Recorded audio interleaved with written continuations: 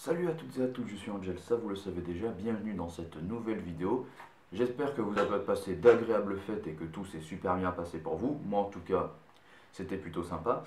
Et à la veille de cette fin d'année, je me suis dit que ce serait sympa si, pour me rattraper, pour ne pas avoir fait beaucoup de critiques sur la chaîne, je viens me dire en 2019 j'en ai fait quasiment aucune. Et ça n'a pas de rapport avec le fait que je n'aurais pas éventuellement vu de film cette année. Si, j'en ai vu quand même. J'ai vu tous les films que je voulais voir en 2019, j'ai pu les voir, donc ça a été. Et pour éventuellement me faire entre guillemets pardonner de cette absence, je me suis dit que j'allais faire une grosse vidéo rattrapage qui compilerait tous les films que j'ai pu rater pour critiquer sur la chaîne. Tous les films que je n'ai pas pu critiquer, que j'ai vus au cinéma cette année, je vais les critiquer là dans cette vidéo. Comme ça nous fait un rattrapage de fin d'année. Comme ça, vous avez mes avis sur les films que j'ai pu voir. Je précise avant qu'on commence que je vais essayer d'aller le plus vite possible parce que j'en ai quand même une vingtaine, enfin une vingtaine. Et donc pour les faire toutes dans cette vidéo, ça va être compliqué. Donc je vais essayer d'aller le plus vite possible en essayant d'expliquer clairement mon opinion cependant.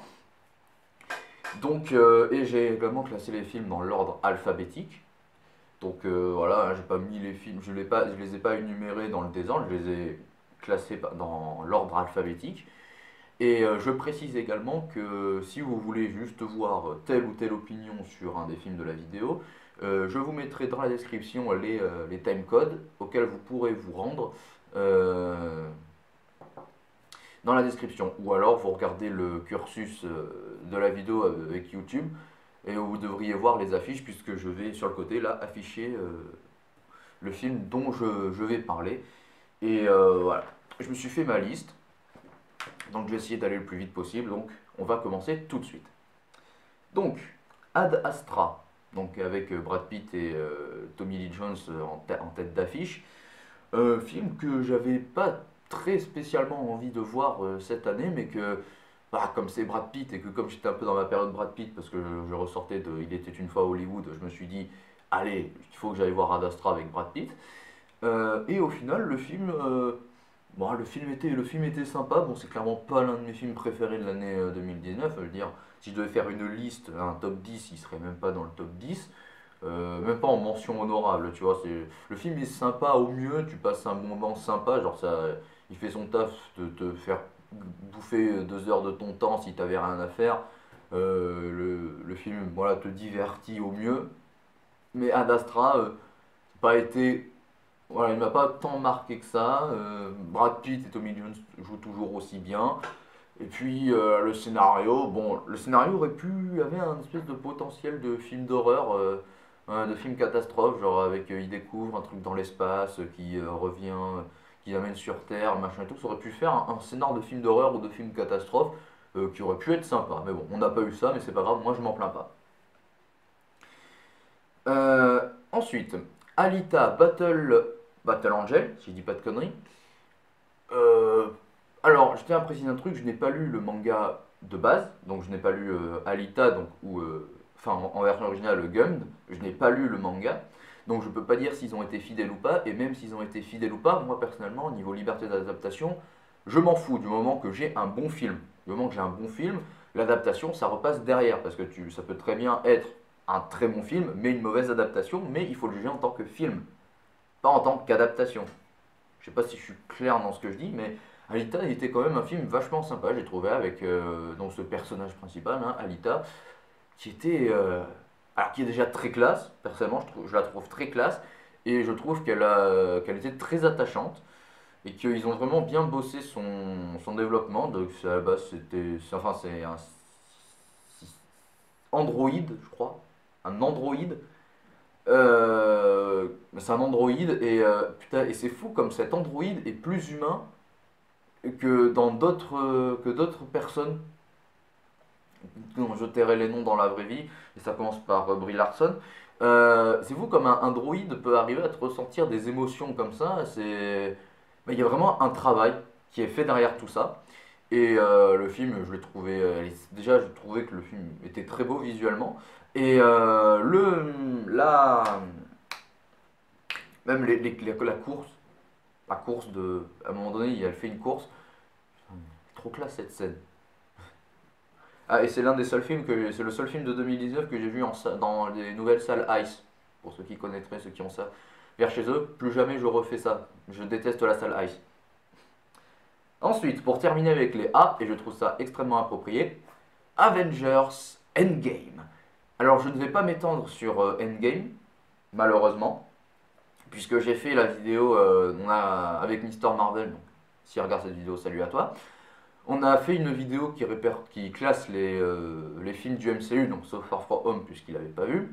Et si vous voulez savoir ce que je pense de Endgame, tout est dit dans cette vidéo, justement. Donc moi, c'est bien, ça me fait gagner du temps. Mais Endgame, l'un des plus gros kiffs de 2019, la fin d'une ère, la fin d'une époque. Il était temps que ça se termine, malheureusement. Et on va voir ce qu'il nous réserve pour la phase 4. Ensuite, on va passer au B avec le seul B de cette liste, avec Brightburn, l'enfant du mal. Alors Brightburn, j'aime beaucoup, j'ai beaucoup aimé Brightburn. Oh oui, en effet, là, depuis tout à l'heure que des avis positifs, mais j'ai beaucoup aimé Brightburn. Parce que oui, alors on peut penser que c'est une blague, genre oui, en fait, c'est qu'est-ce qui se passerait si Superman était méchant. Si tu veux vraiment une meilleure version de ce que ça donnerait si Superman était méchant, tu regardes, tu lis les comics Injustice ou tu joues au jeu. Brightburn, pour moi, c'est. Alors oui, au-delà de faire la blague, je pense avant tout que James Gunn il voulait vraiment faire quelque chose, tu vois, et que les pouvoirs de Superman sont les pouvoirs quasiment universels. Je veux dire, tu veux créer un super héros, un super méchant, tu lui mets la super force, le vol, la vitesse, même la vision thermique. Ah, parce que les pouvoirs de Superman c'est le B à bas. Et encore une fois, Brightburn il a pas le souffle glacial. Donc c'est pas complètement Superman. Mais oui, Brightburn, j'ai trouvé ça excellent et je trouvais ça, même au niveau de la violence, j'ai trouvé que James Gunn il s'était pas retenu et ça je trouve ça très bien. Mais le fait qu'il ne se retienne pas, moi je trouve ça cool.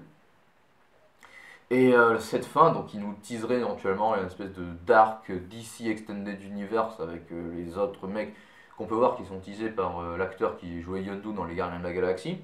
On peut voir un mec d'un espèce de dark Aquaman, on voit un espèce de dessin de martien, genre un Dark Martian Manhunter. Bref, ça peut être super intéressant pour la suite, et la suite de Brightburn, je l'attends avec grande impatience. Ensuite, avec l'essai, on va commencer par ça, chapitre 2, qui était vachement cool, putain, on va pas se mentir, j'ai beaucoup aimé ça 2. Alors, il est beaucoup plus, comment dire, au niveau de l'horreur, il fait beaucoup plus de choses que le premier. Alors le premier film, j'avais beaucoup aimé. Il fait beaucoup plus de choses que le premier film.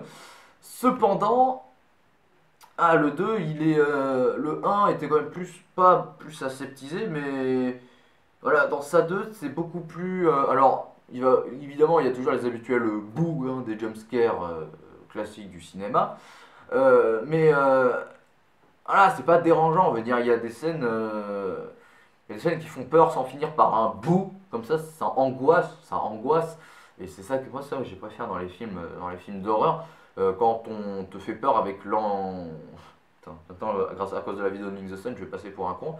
Mais avec l'ambiance, avec le ton, tout ça, je trouve que ça peut te faire peur plutôt qu'avec les bouts habituels.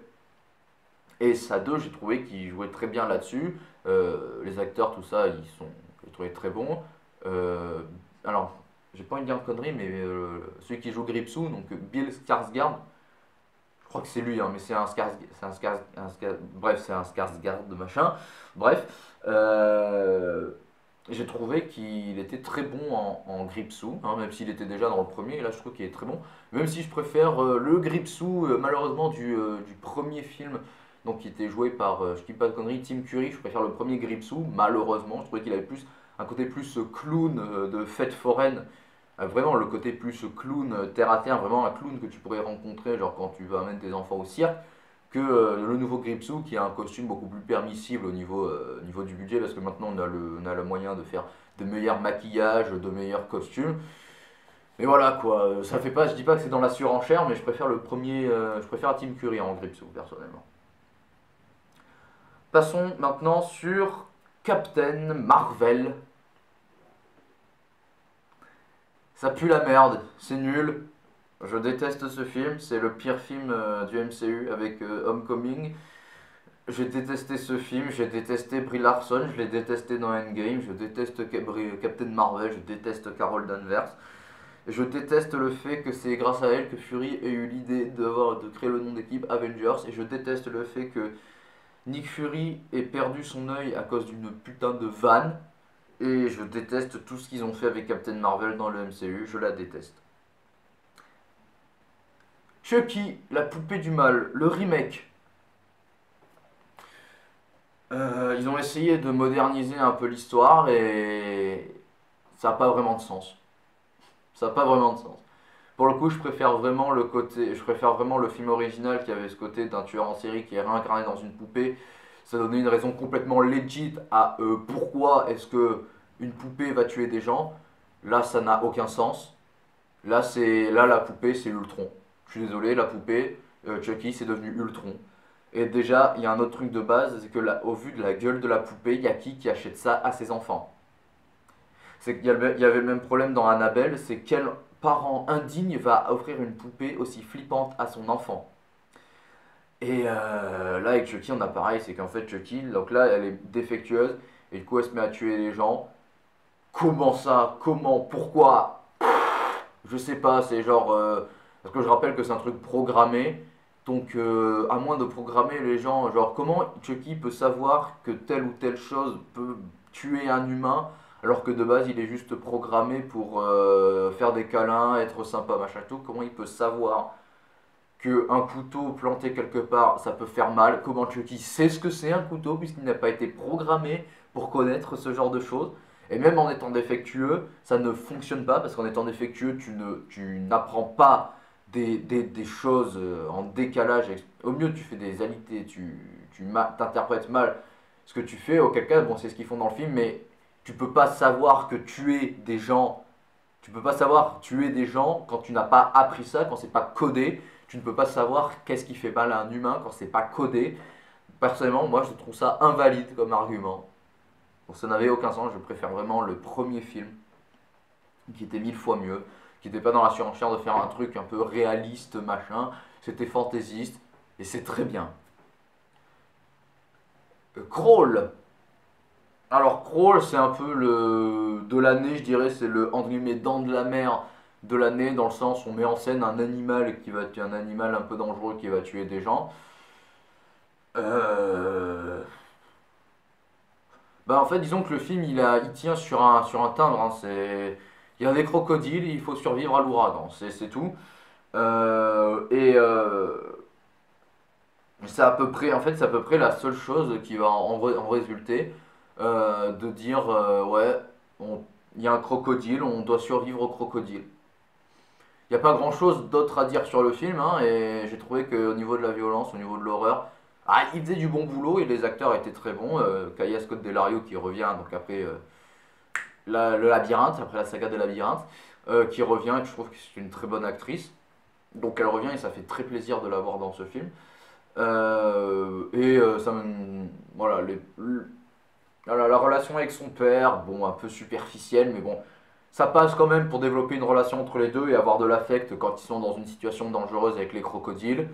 Et les crocodiles, hein, ça me fait marrer d'à quel point, genre, les crocodiles, ils sont agressifs. Alors que je suis persuadé que, bon, ouais, voilà, mais ça c'est le béaba de ce genre de film, à montrer des animaux qui sont excessivement agressifs dans les films, hein, sans réelle bonne raison, à part entière apparemment.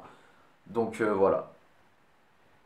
Donc, ensuite, on passe au dé et nous avons Détective Pikachu ou Détective Ryan Reynolds avec un peu plus de poils que d'habitude. Euh,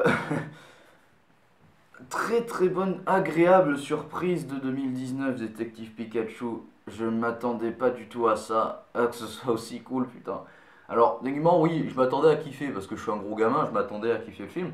Mais à ce point-là, non, parce que c'est un super film, hein, et il faut pas être aimé Pokémon pour le dire. C'est un très bon film. Il est très très bon le film. Et c'est en ça que c'est effrayant, c'est que le film est très bon. Euh, Non, sérieux, le scénar, bon, ça reste un scénar relativement simple, dans le sens où c'est, ouais, j'enquête sur la disparition, la mort de mon père, machin et tout, mais bordel, comment c'est fait, je trouve ça super bien, et les révélations qu'il y a entre-temps, je trouve ça super cool. Alors, et personnellement, le design des Pokémon en live, bon, ça peut en rebuter certains, et je peux comprendre, moi, personnellement, j'ai trouvé plutôt classe. J'ai trouvé plutôt classe. Euh, Même après, genre tous les trucs qui font un peu penser à Pokémon et le combat final entre Pikachu et mince, Mewtwo, c'est un combat de Smash Bros les gars. C'était du Smash Bros. C'est Smash Bros. Vous allez pas vous mentir, il manquait plus que la barre en bas avec les pourcentages, c'était Smash Bros. Clairement. Et ça d'ailleurs le truc marrant j'avais dit, parce que Mewtwo il échange le corps des Pokémon avec celui des humains. Et moi je me dis, moi tant qu'à faire, tant qu'à choisir si je peux être un Pokémon, je peux être un Gardevoir, un Tarsal, puis après évoluer en Gardevoir, ce serait très bien. Parce que Gardevoir c'est le meilleur Pokémon de tous les temps. Bref, donc voilà pour Détective Pikachu. Un autre film agréable et que j'attendais comme le Messie, comme l'Évangile, Doctor Sleep, la suite de mon film préféré, Shining. Et putain de merde que j'ai kiffé ce film. Mon Dieu que j'ai kiffé ce film. Un de mes films préférés de 2019, hein. Parce que c'est une suite que j'attendais énormément, parce que je savais qu'il y avait en livre, en roman, qu'il y avait Doctor Sleep qui était la suite de Shining. Et bordel, qu'est-ce que j'ai kiffé ce film. Les références à Shining, les trucs, la musique et tout. J'ai kiffé ce film, il était trop bien, putain. Et oui, c'était trop bien. Il retourne à l'Overlook. On voit la chambre 237. Il y a Grady, belle réception. Il y a Jack Torrance, il y a Wendy. Je trouvais ça trop bien. Il prend la hache. Il y a le même plan que quand il la défonce. Il passe sa porte dans le creux où Jack il a défoncé la porte à coups de hache. Il y a les gamines. Je trouve ça trop bien. Je trouve ça trop bien. Oui, non, mais au-delà des références qu'il y a. Danny, j'ai trouvé que c'était un très bon personnage. Le mec qui, il est complètement perdu. Il commence le but du film, il est perdu, c'est un vagabond. Et après, il redevient un peu plus dans le droit chemin avec les personnes âgées. Donc, il se fait appeler le docteur Sleep. Je trouvais ça très beau et qu'après, il soit embarqué malgré lui dans une histoire avec des gens qui absorbent le Shining, des gens pour vivre plus longtemps, de vivre quasiment éternellement, pratiquement, attention, ils sont quand même mortels. Et j'ai beaucoup aimé que certes, ok, la plupart du temps, la plupart, ils meurent dans un gunfight. Mais ça prouve que personnellement, même aussi dangereux qu'ils soient, ça reste des êtres humains. Et je trouvais ça très habile de la part du film d'oser faire tuer la plupart de ces méchants comme ça. Montrer que oui, malgré qu'on soit dangereux, on reste des êtres humains. Et d'ailleurs, ça n'avait rien à foutre là, mais la gamine, elle a du Ruby dans sa chambre. Donc RWBY, qui est une série anglaise, américaine, je sais pas, web série américaine que je regarde, que je kiffe. C'est disponible. Il y a les 5 premières saisons en VOSTFR sur YouTube, vous n'avez aucune excuse. Regardez Ruby, c'est My Hero Academia en mieux. Euh, Bref, Doctor Sleep, voilà. On va passer sur Dora maintenant. Dora et la cité perdue. C'est de la merde. Dragon Ball Super Broly. Alors, et au bout d'un moment, faut dire ce qui est. On a juste kiffé des BS Broly pour la baston. J'ai kiffé des BS Broly juste pour la baston. Allez pas me faire croire qu'il y a un scénario derrière des BS Broly. Arrêtez de. Arrêtez de. Alors oui, il y a un scénar quelque part. Mais Broly, c'est un Pokémon. Je suis désolé de vous le dire comme ça, et genre je vais faire mon puriste fanboy machin. Mais le Broly de 94, le personnage, il était vachement mieux. Il était vachement mieux. Alors oui, c'était simple, c'était je suis le méchant, mais c'est pour ça qu'on aimait Broly. Broly, c'est pas un personnage de base. Broly, c'est le mal. Broly, c'est le méchant par excellence. C'est l'incarnation de l'esprit conquérant, vengeresse, enfin pas vengeresse, destructeur, avare en combat, des Saiyans. C'est pas autre chose, Broly. C'est pas autre chose. Broly, c'est pas un personnage à humaniser.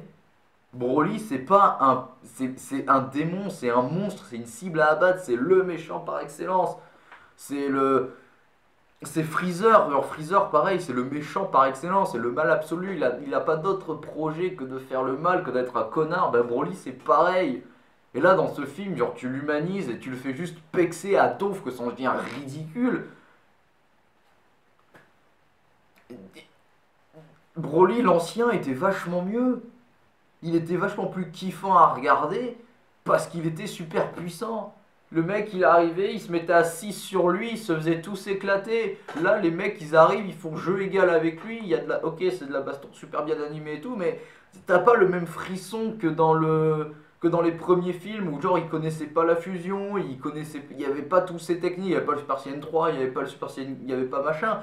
Ils se faisaient tous éclater. Et là, dans le film, ils te sortent le SSJ Blue, et après ils te sortent le Gogeta. Tu savais que Broly allait se faire éclater, même à la fin il se fait pas éclater, il se fait TP sur sa planète, ça se termine même pas le combat, il nous frustre. Je suis désolé, mais les films Broly d'avant ils étaient vachement mieux, enfin, juste le premier film sur Broly, hein, Bio Broly, le retour de Broly, ça on s'en branle, mais le premier film Broly il était vachement mieux quand même.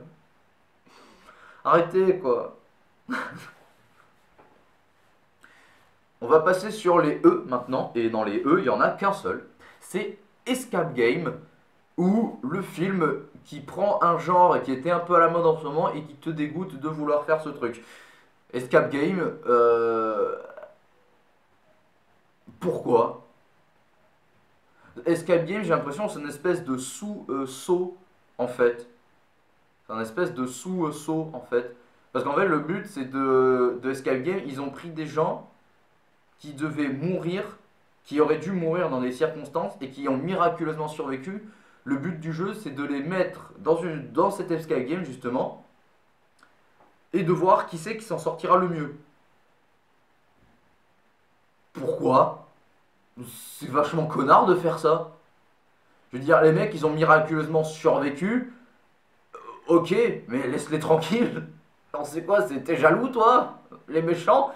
C'est genre, les mecs, ils ont survécu miraculeusement, ça devrait déjà être assez traumatisant pour eux, va pas en plus les foutre dans une situation où tu remets leur chance en doute. C'est connard de faire ça. Alors oui, je sais que les méchants sont des connards, mais ça a aucune utilité de faire ça. Genre, ça aurait été juste un psychopathe à la Saw, à la John Kramer dans Saw, qui piège ses victimes.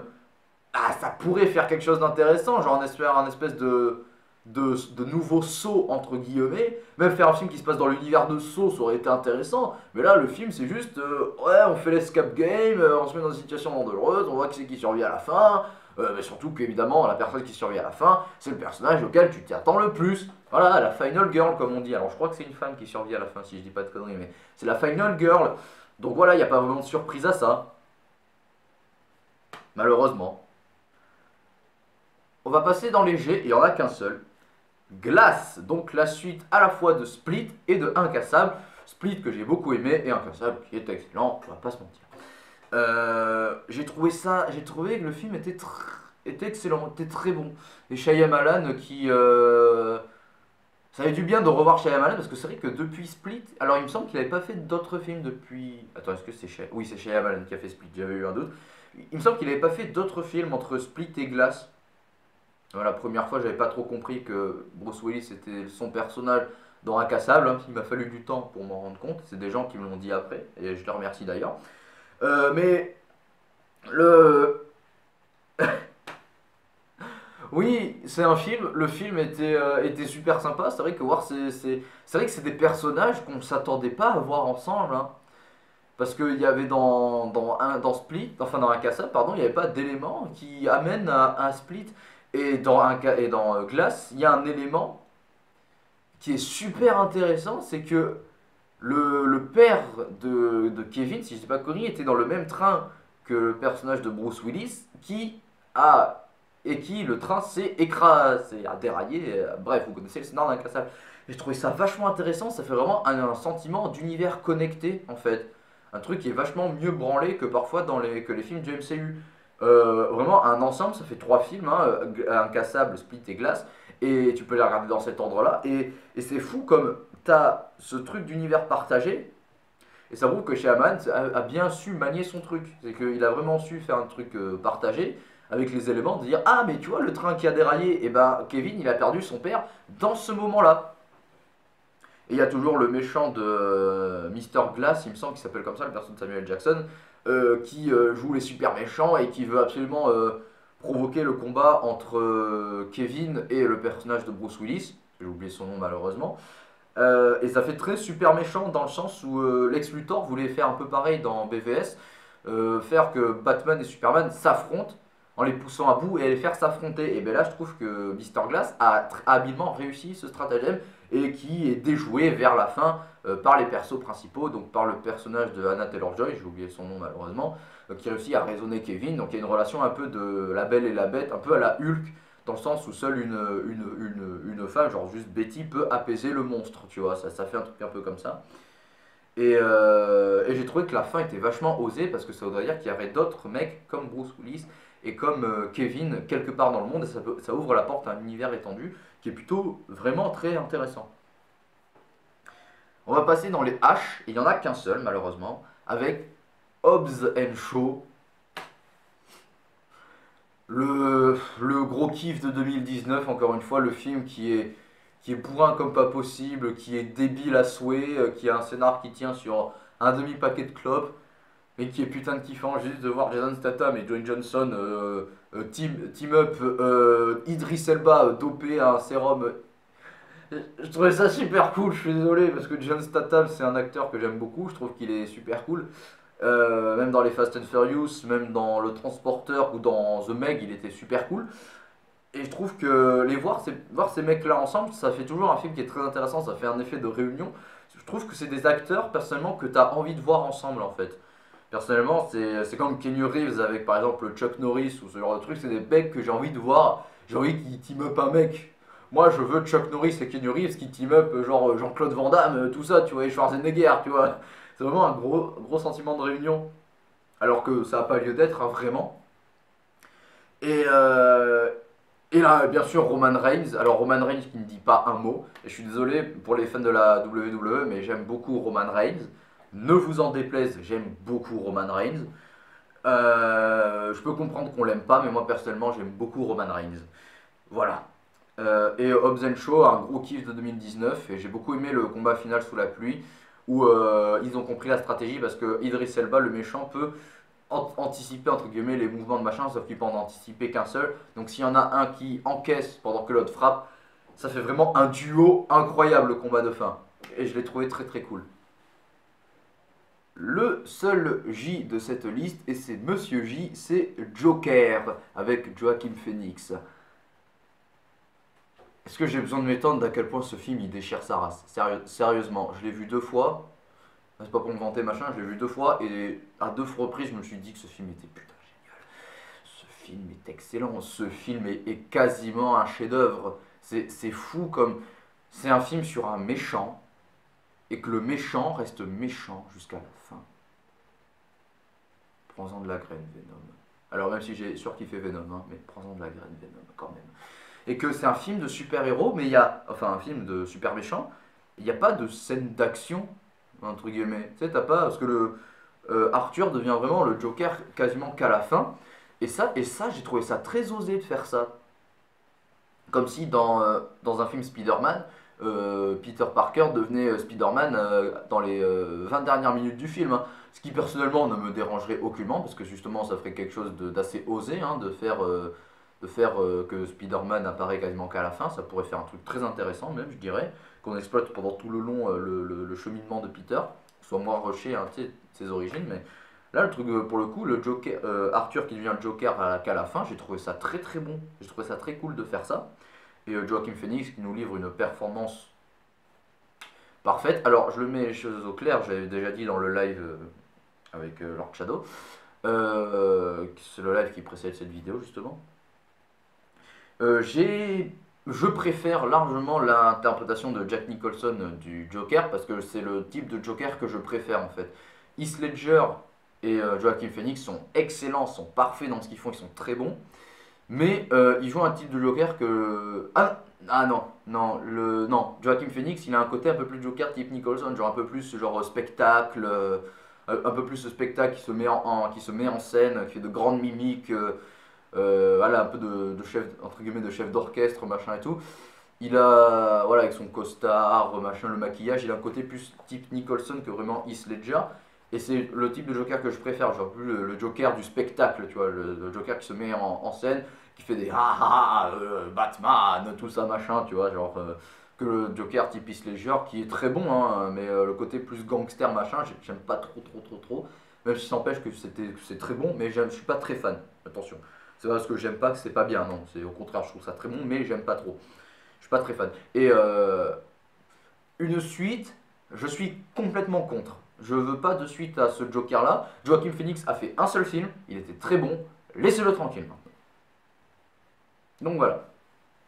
On va passer sur les L, et les L, il y en a quelques-uns.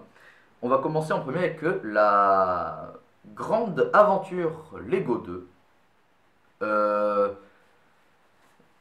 Je préfère amplement le premier, mais ça empêche que Lego La Grande Aventure 2 était plutôt correct, était plutôt sympathique. Alors, et personnellement, ça me fait marrer parce que quand j'étais gamin, c'est peut-être pour ça que j'ai vraiment apprécié le film, c'est que quand j'étais gamin, quand je jouais avec des Lego, j'imaginais toujours un scénar genre qui était genre post-apo machin pour justifier le fait que j'avais pas beaucoup de Lego en fait.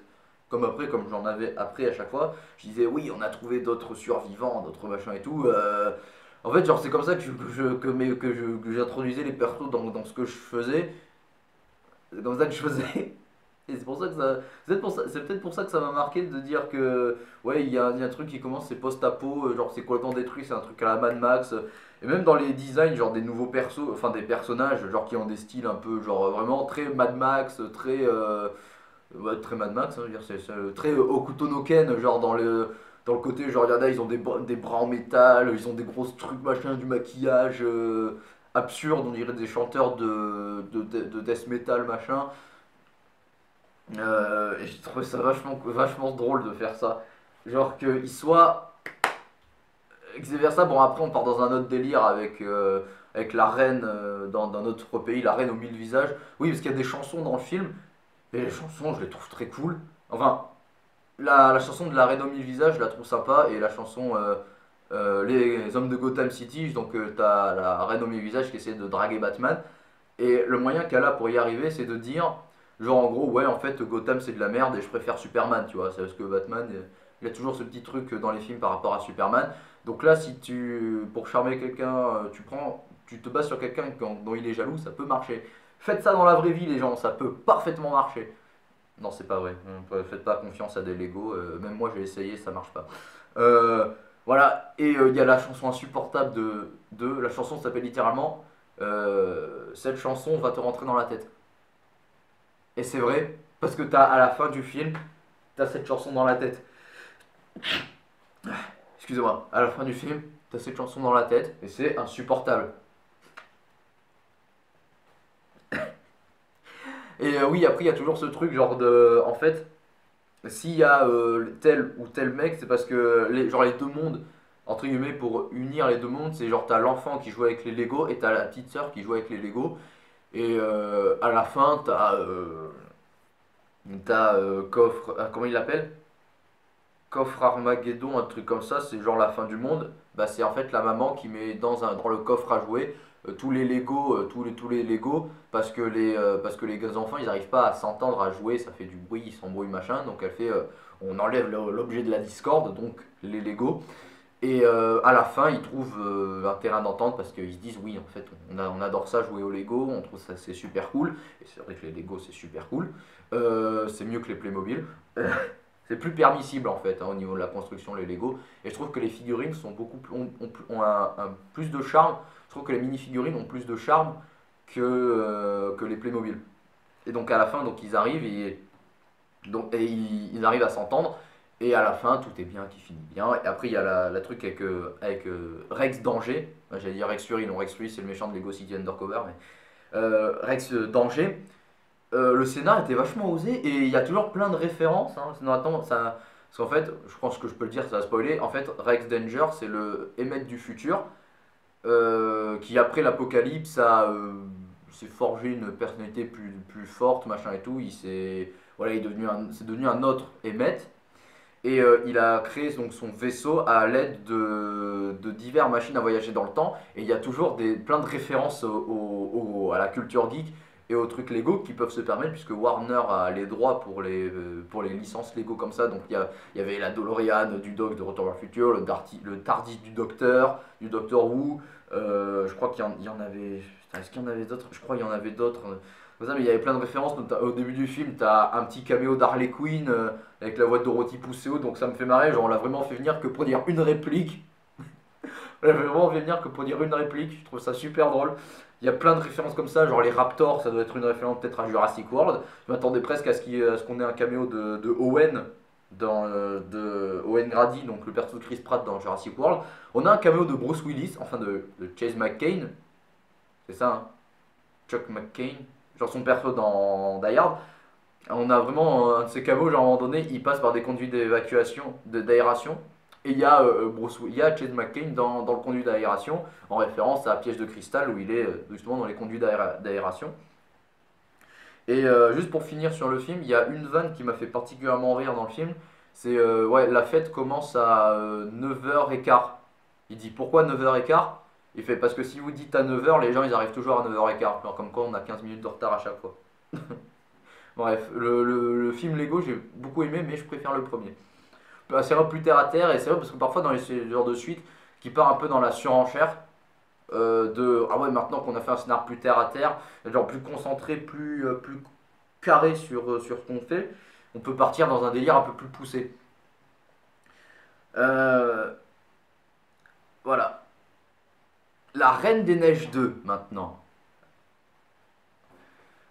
Encore une fois, ça va partir dans le scénar un peu dans le même acabit que la Grande Aventure Lego 2, dans le sens où on avait un scénar très terre à terre et que maintenant qu'on a exploré, voilà, qu'on a nos personnages, qu'on les a introduits, qu'on a tous les dilemmes, machin et tout, on peut partir dans une suite plus poussée. Et c'est ce qu'ils font dans ce film-là, et c'est pas plus mal parce qu'on explore on explore une zone d'ombre sur lequel on est en train de se poser, c'est pourquoi Elsa a des pouvoirs et pas malheureusement Anna. C'est parce que en fait la mère d'Elsa faisait partie d'un groupe de personnes qui avaient des pouvoirs justement basés sur les éléments, donc mais qui avaient c'est Avatar, hein. Il y a les maîtres du feu, de la terre, de l'eau et de l'air, je crois justement, ou de la glace, un truc comme ça. Et donc Elsa a hérité des pouvoirs de sa mère, mais pas Anna malheureusement, puisque son père était était un humain, et pas un super humain. On va dire ça comme on va dire ce qui est, c'est des super humains. Donc Elsa a ses super pouvoirs, a les pouvoirs de sa mère. Et la suite était plutôt correcte, hein. Le scénar, elle part à la recherche de qui étaient ses parents, parce qu'elle entend une voix, un chant dans sa tête, et elle essaie de savoir d'où ça vient. En fait, c'était l'appel l'appel de quoi? L'appel de ses origines, on va dire. C'était l'appel de ses origines, on va dire ça comme ça. Et qui amène donc à ce film-là qui était plutôt sympa.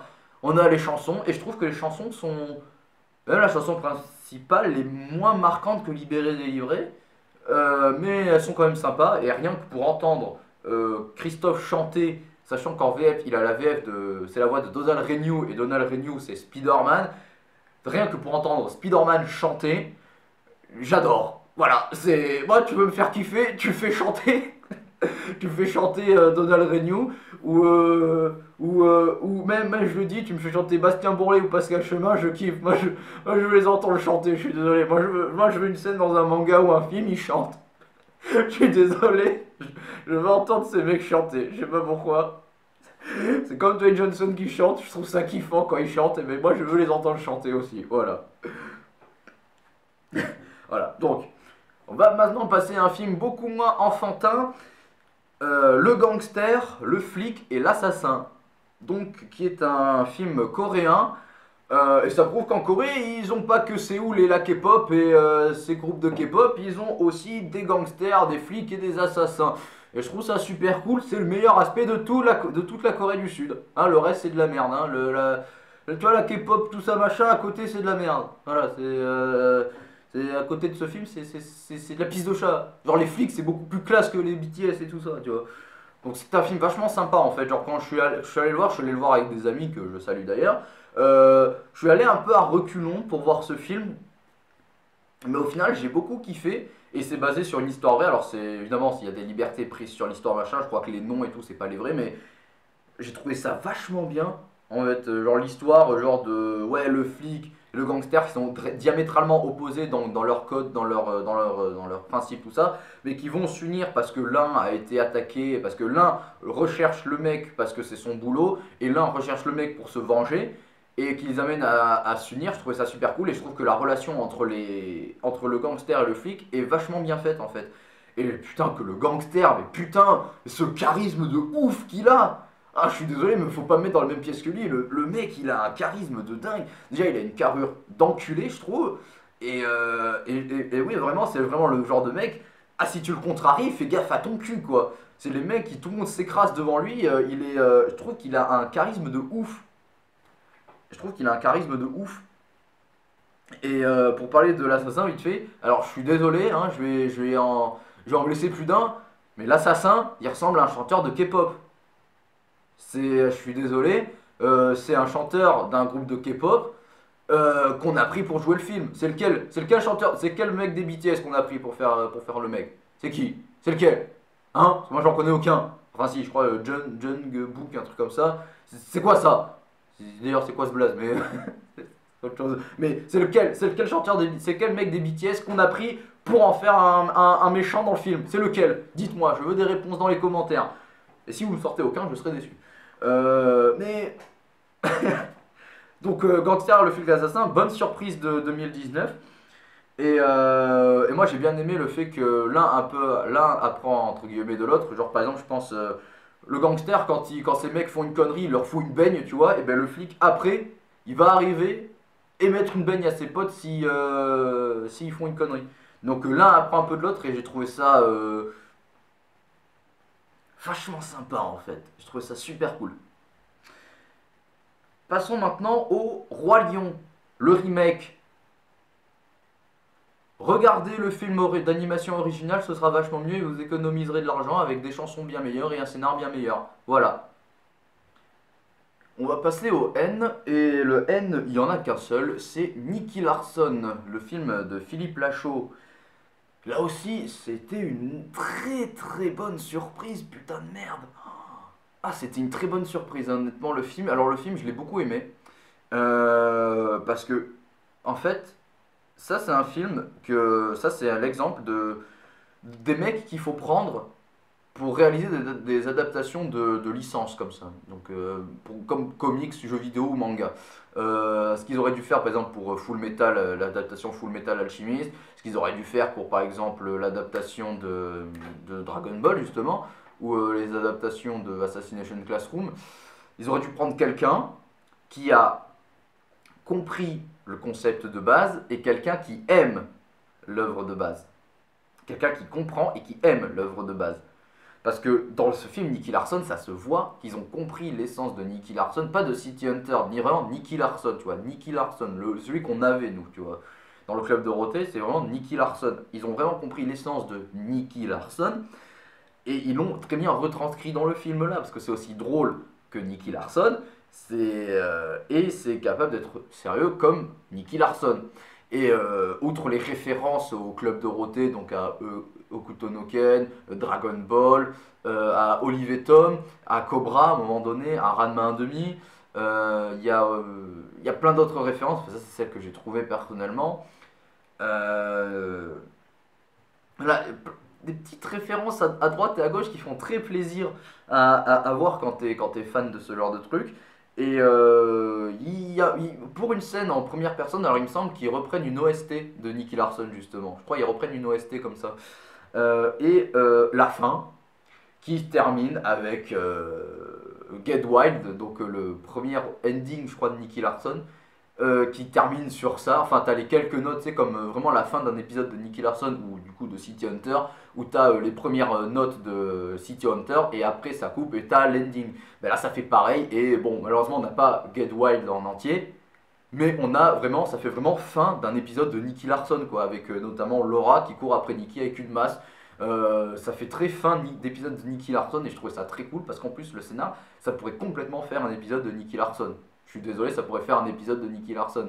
Et, euh, et à la fin, t'as le générique français de Nicky Larson, un générique culte, hein, je suis désolé, qui est repris à un moment donné dans le film pour une scène où il s'introduit dans un espèce de, je crois, c'est un truc de Cannes, un truc comme ça. Donc il y a un chanteur, et je crois que c'est le chanteur original, donc il chante Une ombre file dans la nuit, tout ça. Je suis pas du tout en rythme, c'est pas grave, mais vraiment, Nicky Larson, c'était vraiment une agréable surprise de 2019.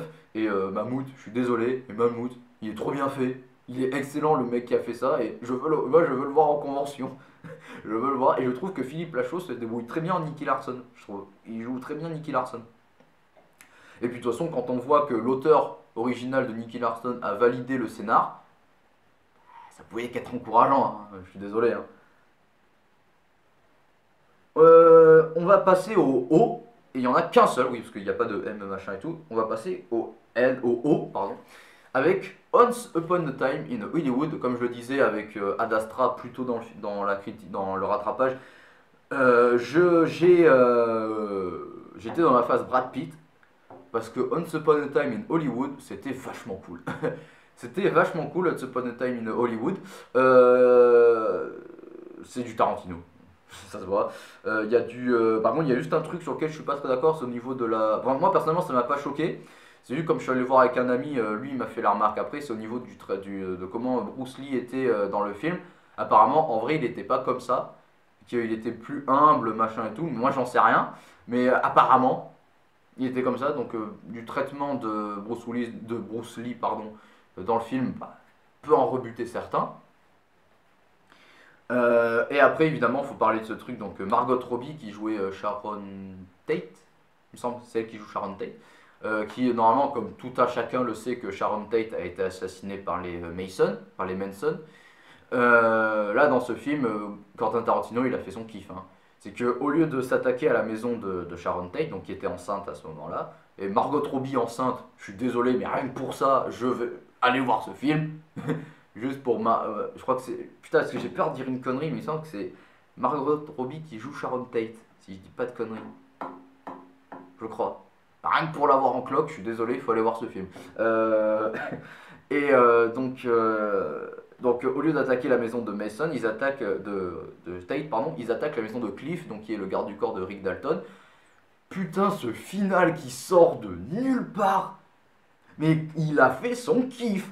Il a fait son kiff. C'est tout le film, genre c'est un truc un peu sérieux machin et tout. Et t'as ce final, il sort de nulle part, qui est kiffant à souhait, putain. Il est kiffant à souhait.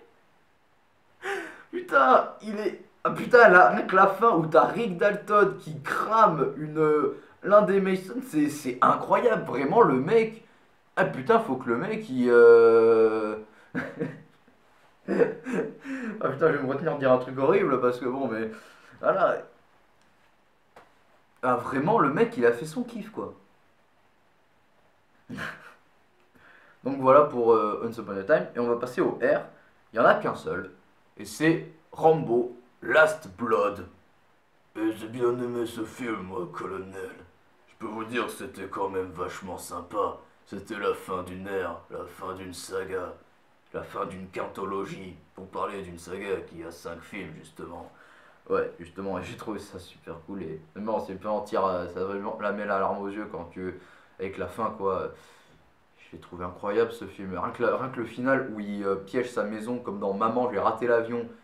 Et qu'à la fin, il est seul face au méchant. Et qu'il lui arrache le cœur. C'est excellent. C'est vraiment Rambo, genre vraiment la scène. Je pense à la scène où il va chercher sa fille. Et qu'il est face à la meuf. Il dit où est-elle?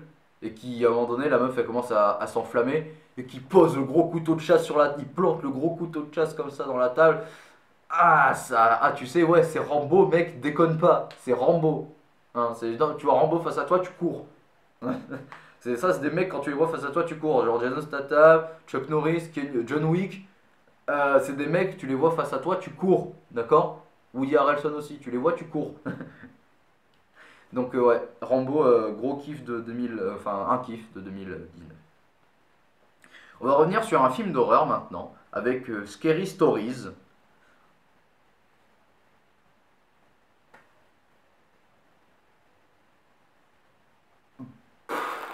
comme ferait Jacouille la fripouille. De quoi penser? C'est sympa, c'est un film...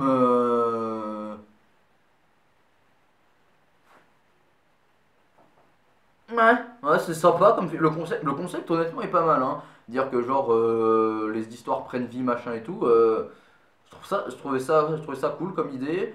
Bon après ça reste genre les mecs vont se faire tuer un par un. Par contre, il y a une scène dans le film, ah rien qu'à en reparler ça me fait peur. C'est que t'as le mec, t'as un des personnages qui se retrouve dans une salle rouge. En fait la salle rouge c'est en fait seulement les couleurs d'un hôpital avec des lumières qui clignotent en rouge et il se retrouve entre guillemets poursuivi par un truc. Qu'est-ce que c'est? C'est le monstre le plus flippant que j'ai vu depuis des années. Putain, j'ai peur qu'il y ait un truc là qui me saute à la gueule là maintenant. C'est le truc le plus flippant que j'ai vu depuis des années au cinéma. Qu'est-ce que c'est? Cette espèce de gros truc, ce bibendum monstrueux, Tim Burtonien, avec son sourire, avec son smile. Même le Joker ou Doflamingo, il serait mal à l'aise en voyant ça.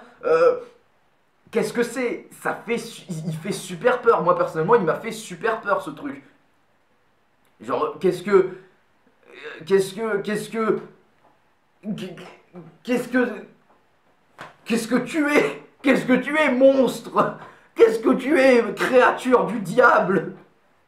Tu fais super peur. Tu me fais super peur. Tu me fais flipper. Tu me fais super peur, putain. Et donc après il se finit par se faire avaler par ce truc. Et c'est ça, c'est la seule scène qui me fait à peu près flipper dans le film. C'est que après il y a toujours les actuels bouh, hein, communs à tous les jumpscares. Mais bizarrement il y en a moins que dans ce film là. En fait on joue surtout le jeu sur des créatures vraiment flippantes. Comme par exemple il y a une espèce de croque-mitaine à un moment donné.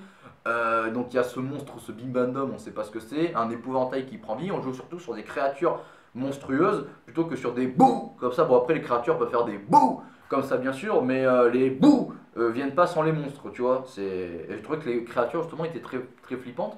Mais ouais, Scary Stories, c'est pas vraiment un film que je reverrai, tu vois.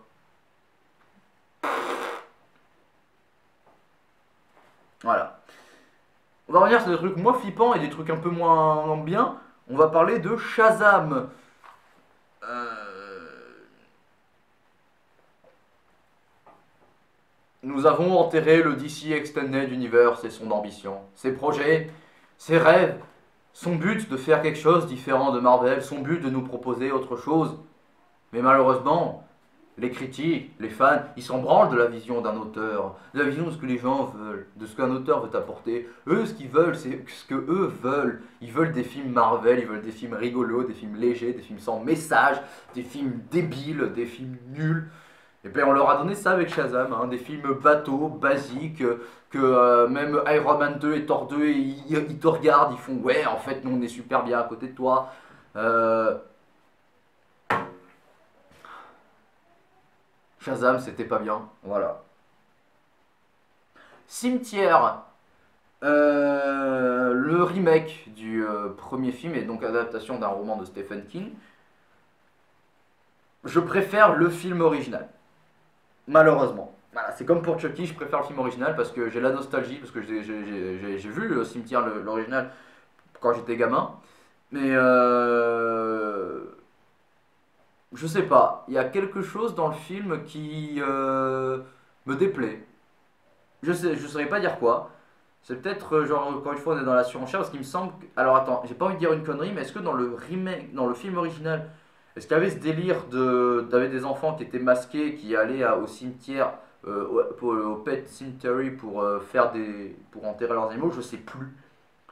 Mais encore une fois, tu sais, il y a tout ce délire de la surenchère de maintenant qu'on a, maintenant qu'on est mince.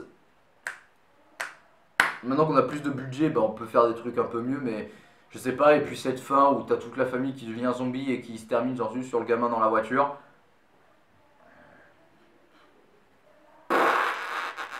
Je sais pas. Personnellement, Cimetière, j'ai pas très grand chose à dire, je préfère juste le film original. Spider-Man Far From Home, que l'on peut renommer Spider-Man, gardez votre putain de casque. Je parle à Mysterio. Non, sérieux, Sérieusement, Mysterio, t'as un casque, garde-le. Je m'en fous que ce soit Jack Gyllenhaal qui le joue. Garde ton casque. Si vous voulez vous branler en regardant Jack Gyllenhaal, vous allez sur Google, vous tapez Jack Gyllenhaal et vous avez des photos de Jack Gyllenhaal jouer. Laissez jouer Jack Gyllenhaal jouer. Laissez jouer Mysterio. Laissez-le jouer Mysterio, putain. Ouais, Far From Home, c'est mieux comme Coming, mais c'est toujours pas bien. Personnellement, j'ai pas trop kiffé le film. Il y a une scène que j'ai kiffé, la scène des illusions évidemment, mais là encore une fois je me dis, peut-être que cette scène en fait sort un peu de nulle part.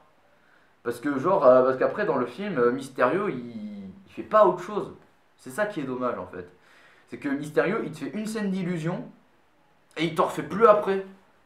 C'est nul, fallait rester dans ce truc de Mysterio qui fait des illusions. Genre la scène était vachement bien. Peut-être. Bah ça, bon, ça c'est chipoté, j'aime pas chipoter. Je l'ai eu ma scène, je suis content. Mais ça aurait été peut-être un peu mieux si elle avait été un poil plus long. Parce que il y a ce truc de. Il y a le truc que j'aime bien justement, c'est que on commence, donc on est dans le truc un peu voilà, genre mystique, machin et tout. Et à un moment donné, tu crois que tu reviens à la réalité, genre ouf, ça y est, il y a la lumière, il y a. Ça y est, on est revenu, la scène l'illusion est finie. Et en fait, drame, on retombe dans l'illusion. Et c'est ça que, personnellement, c'est ce que je voulais voir. Moi, je voulais pas voir une scène full illusion, 360, plan séquence, truc qui t'attaque, remise en question de soi, exploitation de tes peurs. Fallait à un moment donné, genre un truc, genre se mettre à la place de Peter, de se dire ah oui, est-ce que c'est vraiment fini? Est-ce que c'est fini? Ça y est, c'est fini? Est-ce que Nick Fury va venir me sauver? Et ben en fait, drame, ben non. Voilà. Mais Far From Home, ah si, et la scène des drones était vachement sympa avec l'Ultra Instinct et le retour de J.K. Simmons en J. Jonah était vachement cool quand même. Ah, ça fait plaisir à la nostalgie. Donc voilà. Ensuite, le dernier S. Star Wars 9, l'ascension de Skywalker, l'ascension de Marche-Ciel, bref.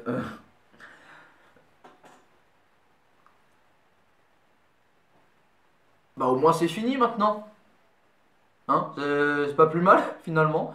Euh, bah, qu'est-ce que je peux en penser? Qu'est-ce que je peux dire de ça?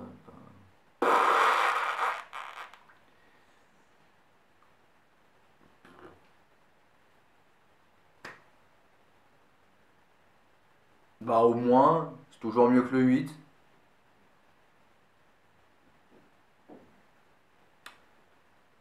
Terminator Dark Fate. Terminator 6, donc toujours mieux que le 5. Ouais, c'était sympa. Et honnêtement, oui, non, oui, honnêtement, moi je pensais que ça allait être de la merde hein, au vu de ce qu'ils avaient fait avec le 5, mais finalement je trouve qu'ils s'en sont très bien sortis en fait, et je trouve que le film est sympa.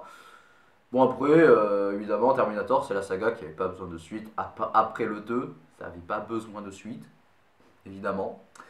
Et je crois qu'en plus ils ont fait un truc, genre je crois que le 6 envoie chier le 3, le 4 et le 5. Je crois, un truc comme ça. Genre, il y a des films, ils s'enculent entre eux, c'est incroyable. Toy Story 4, là aussi, un kiff. Et c'est fou comme la fin, les mecs ils nous ont refait la fin, ils nous ont refait Avengers Endgame quoi. C'est genre, enfin pas dans le côté rassemblement machin et tout, non mais la fin genre des adieux entre guillemets, genre les deux héros qui se séparent et tout. Et je trouvais ça très émouvant en fait. Genre déjà que le 3 était déjà tire l'arme à l'œil quand Andy se sépare de ses jouets, mais là putain, mais là ça t'achève. Hein. Là ça t'achève, hein, c'est un truc de fou. Euh, j'ai trouvé que c'était incroyable. Je trouvais que le 4 était très bien, très drôle, très bien. Et honnêtement, j'étais pas du tout chaud à l'idée d'un quatrième film parce que je trouvais que le 3 concluait très bien la licence Toy Story. Je trouvais que ça la concluait très bien. Mais le 4, c'est la preuve que parfois, quand on pense qu'une suite est trop, ben, parfois c'est pas le cas. Et peut-être un exemple de ce qu'aurait dû faire Star Wars, Star Wars, hein, euh, la postlogie, malheureusement. On va passer sur les U, avec le seul U de cette catégorie, Us. Donc nous en français. Là aussi, un film d'horreur sympa. Oui, à baser un peu sur le truc genre parfois le pire danger c'est nous-mêmes. C'est ça, je crois, la morale du film, entre guillemets. Genre tu te retrouver face à toi-même. Je trouve que c'est un bon thème en fait pour un film d'horreur de faire qu'en gros il existe un toit différent, un toit plus dangereux, plus énervé, l'affronter, ça permet en gros je sais pas, entre guillemets, de t'accepter, de machin. Genre si tu t'affrontes toi-même, si tu te confrontes à toi-même, ça permet de te remettre en question. Moi c'est comme ça que je le prends, c'est que tu te retrouves face à toi-même, tu te confrontes à toi-même, tu t'affrontes toi-même, ça te permet à la fois de te surpasser et d'évoluer personnellement. Parce que je repense à la gamine dans la famille, elle fait je crois elle fait de l'athlétisme et son double court comme elle. Et bien pour échapper à son double, elle doit courir, donc aller au bout d'elle-même. Elle doit aller au bout d'elle-même, se surpasser elle-même. Tu vois ce que je veux dire? Tu vois, je trouve que c'est là, tu vois, il y a une belle métaphore, tu vois. C'est genre, tu te bats contre toi-même, et ben tu dois te dépasser pour te battre toi-même. Tu vois, une métaphore, genre pour être meilleur, tu dois aller au bout de toi-même. Tu dois te battre, te surpasser toi-même. Et donc, quoi que de mieux comme meilleure morale que si tu t'affrontes toi-même. Voilà, je trouve que c'est une morale intéressante de dire que ouais, en fait, les démons intérieurs, c'est toujours un peu toi le problème parfois. Je trouvais ça intéressant. Wending Nightmare pour les W. Là aussi, encore une fois, un film d'horreur qui aurait pu être sympa si la fin était pas complètement partie en couille, putain. La fin, euh, la fin, elle sort un peu de nulle part. Alors, je veux bien que genre le film peut avoir une ambiance un peu paranormale, genre avec il faut faire un sacrifice, sinon il y a un démon. Tu vois, genre limite il y aurait un démon qui va venir, il va genre la famille a été maudite sur 100 générations, je dis une connerie, il doit faire un sacrifice pour machin et tout. Pourquoi pas? Mais là, les mecs, ils sont partis en couille, mais monumentale. C'est à la fin, les mecs, ils explosent. Pourquoi? Les mecs, ils explosent façon Looney Tunes. Ça te sort du truc. Je suis désolé, moi, ça m'a sorti du truc. Genre, tout le film, genre, c'est une espèce de chasse à l'homme qui était plutôt bien menée, avec des retournements, machin et tout. Mais parfois, il y a des gags. Ça te sort du truc. Genre, t'as l'impression d'être dans un film Marvel. Genre, dans Marvel, t'as ton ambiance, t'as ton truc, et d'un coup, t'as un truc qui va te sortir de l'ambiance. Et j'ai trouvé ça vraiment. En fait, je trouve ça vraiment dommage ils aient fait ça. De quitter l'ambiance un peu angoissante, un peu chasse à l'homme, un peu désespérée, urgence de la situation, au profit de parfois de gags ou de répliques très comiques, très comédie d'horreur. En fait, c'est un peu ça le truc, c'est que je sais pas sur quel pied ils voulaient faire le film. Est-ce qu'ils voulaient faire un truc foncièrement horrifique, chasse à l'homme, danger de la situation d'être tout seul, ou est-ce qu'il voulait faire un truc genre comédie d'horreur, machin et tout, se foutre de la gueule un peu du mariage, machin et tout, genre, je sais pas, je sais pas. Donc Winding Nightmare, je regrette pas de l'avoir vu, et j'aime beaucoup la réplique finale, donc quand t'as la maison qui est en feu, la nana elle est couverte de sang, la robe complètement déchirée, elle laisse s'asseoir, elle est en train de fumer, et t'as les flics qui arrivent, il fait Madame, tout va bien, qu'est-ce qui s'est passé? Il y a quelques secondes de blanc, elle complète, je me suis marié. Je trouvais ça que c'était très drôle et là le film se termine. Je trouvais ça très drôle. Mais bon. En X, X-Men Dark Phoenix.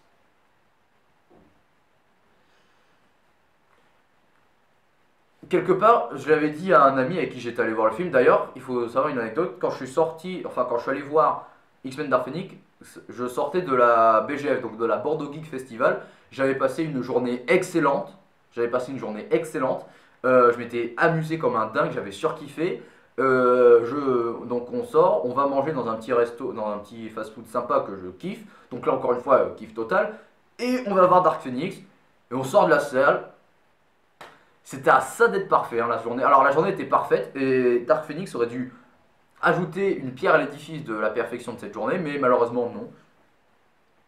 C'est C'était sympa, mais ouais, c'est le scénar d'X-Men 3, quoi, veut dire. Le film, bon, il n'y a pas de truc très impressionnant, et j'ai l'impression que le film va super vite, et c'est pas très impressionnant, Dark Phoenix, en fait. Il n'y a pas de truc, genre de dimension, de danger, machin et tout. Ça reste basique, quoi. Et quelque part, je trouvais ça triste parce que Dark Phoenix concluait un peu, et Endgame concluait une ère, parce que depuis 2000, depuis les années 2000, on avait une ère des films de super-héros, donc avec les X-Men, avec le MCU, on avait une ère de super-héros. Et Dark Phoenix devait conclure cette ère avant d'avoir les nouvelles générations, donc avec Far From Home qui commençait cette nouvelle ère de films de super-héros. Mais bon, c'est comme ça se termine pas avec un cri comme Endgame, ça se termine avec un murmure comme Dark Phoenix, malheureusement. Et le dernier film, en Z, Retour à Zombieland, la suite de Bienvenue à Zombieland. Là encore une fois, un kiff monstrueux, c'était une suite que j'attendais énormément, une suite qui a beaucoup traîné dans les tiroirs, parce que d'ailleurs je crois que c'est pour ça que... Parce qu'il y a eu Venom entre temps et que le réal devait faire Zombieland, mais comme il était sur Venom, bah, ça a repoussé le projet. Mais maintenant Zombieland est là, on l'a eu, et c'était un kiff monstrueux. C'était magnifique. C'était très drôle. Il y a un running gag qui revient dans le film avec une voiture que Tallahassee il veut pas conduire parce qu'elle est dégueulasse. Et à la fin, il prend une grenade, il la lance et t'as la voiture qui explose parce qu'il en avait plein le cul, clairement. Et bien sûr, il y a toujours plein de petits gags, machin. Donc il y a des zombies, ils ont des noms. Il y a les T800, c'est les zombies plus rapides, plus forts. T'as les ninjas, je crois ça, les zombies ninjas, pour ceux qui t'entendent pas arriver. T'as les Homer, ceux qui sont complètement débiles, donc en rapport avec Homer Simpson.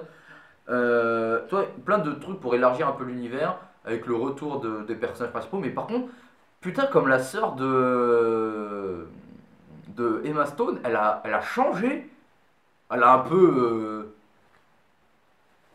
Vous voyez ce que je veux dire, hein, elle a un peu pris de la brioche. Hein. Moi, ça me dérange pas parce que je la trouve trop mignonne, justement, ce petit. Elle avait un petit ourson, j'ai envie de la prendre dans les bras, de lui tirer les joues comme ça. Et je la trouve super mignonne, justement, avec ces trucs. Avec ces petites rondeurs en plus, je la trouve super cool. Euh, et Zombieland, Retour à Zombieland, c'était quand même la bonne surprise de 2000. Enfin, la bonne surprise, non. Vraiment gros kiff de 2019 que j'attendais et j'ai pas été déçu au final. J'en ai eu pour mon argent. Je trouvais ça très cool. Cette fin avec Bill Murray qui n'a aucun sens. J'ai trouvé super cool. Donc, voilà pour ce bilan des rattrapages de 2019. Oui, je suis allé plutôt vite sur certains films parce que j'avais pas grand chose à dire là-dessus, mais j'espère que vous savez à peu près ce que je peux en penser. Alors oui, j'ai pas parlé de Godzilla parce que Godzilla, j'ai fait une critique sur la chaîne, donc vous pouvez aller la voir. Voilà. J'espère que ce rattrapage vous a plu. Si c'est le cas, n'hésitez pas à commenter, à liker, à partager, à vous abonner à la chaîne si cela n'est pas déjà fait. Pour 2020, j'essaierai d'être un peu plus actif niveau critique. J'espère que vous avez passé d'agréables fêtes et que vous allez passer un agréable nouvel an. J'espère que 2019 va bien se passer pour vous. Alors oui, je ne parlerai pas de films comme Cats ou La Famille Adams parce que je n'ai pas envie d'aller les voir. Donc malheureusement, on terminera cette année niveau critique de film sur un rattrapage. Donc en attendant, bonne fin de journée à tous les gens. C'était Angel. Et dites-moi dans les commentaires quels ont été vos films de 2019 préférés. En tout cas, vive les rattrapages et ceux qui sont spontanés. Salut à tous.